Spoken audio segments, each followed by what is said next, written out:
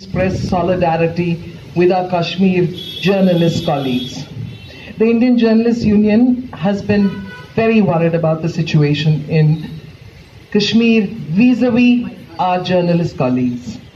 Rightly said, India continues to boast that it's a democracy. Unfortunately, what we see is that democracy, which is vibrant because of the media, because of the journalists, is being questioned today. It's being questioned in Kashmir. The Indian Journalists Union has from day one been reviewing the situation. In fact, on August 8th, we made a call to the authorities to demand that the journalists in Kashmir be given curfew passes.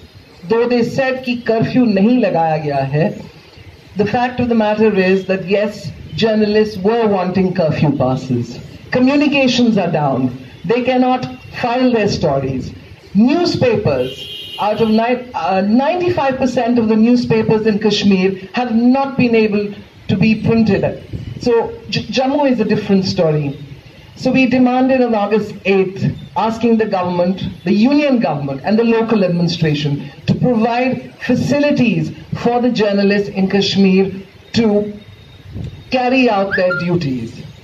We saw and we feel very strongly that not being allowed to report is an attack on the freedom of the press and the right of the journalists to inform the public.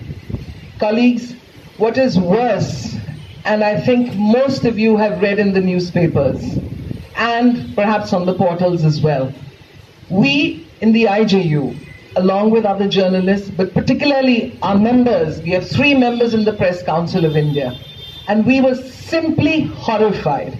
We were aghast when we got to know that the Press Council of India had filed an affidavit, a petition in the Supreme Court, trying to intervene in the case of Anurada Bhasin's Kashmir Times petition, which was challenging the restrictions on the press. As the watchdog of the press in the country, the Press Council of India had to do was support that petition.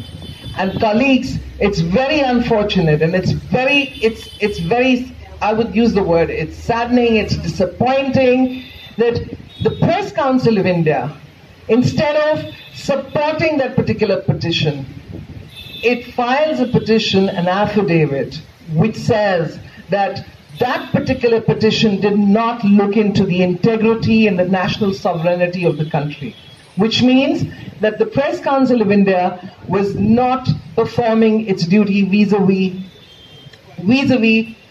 its mandate. But let me correct myself. When I say the Press Council of India, it does not mean the 28 members of the Press Council of India. It meant only the chairman of the Press Council. And surely he should know that the Press Council is not constituted by the chairman. Worse, this issue was raised by our members, by the working journalists in the Press Council of India on August 22nd, Thursday. The petition had been filed much earlier. Unfortunately, and for whatever reasons, the chairman is answerable. He did not raise this issue of the council having petitioned the Supreme Court.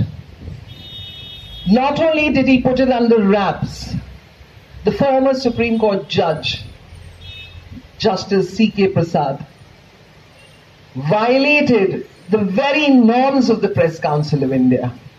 The Press Council of India norms clearly state in the section which talks about procedures of meetings, it says very clearly that yes, the chairman has discretionary rights. But it also says that those discretionary rights, the order or the decision of the Press Council in an urgent matter should be written. It should be in writing. And number 2 of Rule 8 of the Press Council Act says that he must seek confirmation at the very next meeting of the Press Council. Colleagues, the attitude, the conduct of the chairman has embarrassed the Press Council.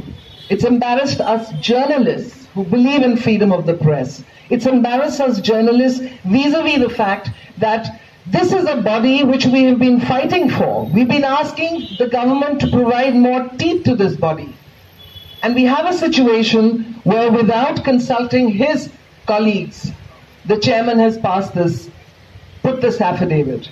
The IJU has demanded that this petition be withdrawn, has demanded that the Press Council of India file a fresh petition supporting press freedom and defending it. And I do hope that better sense will prevail. Colleagues, I wouldn't take much more time. I would just say that we journalists have to keep the fight on for press freedom. And rightly so, as my colleague said, it's not just press freedom in Kashmir. It's press freedom even in the capital of the country, Delhi, and elsewhere in the country. And I hope with all our support, I hope we can send this message to our colleagues in Kashmir that they are not alone, that the journalist fraternity is behind them. धन्यवाद सबीना। हम उर्मिलेश को बुलाना चाहेंगे।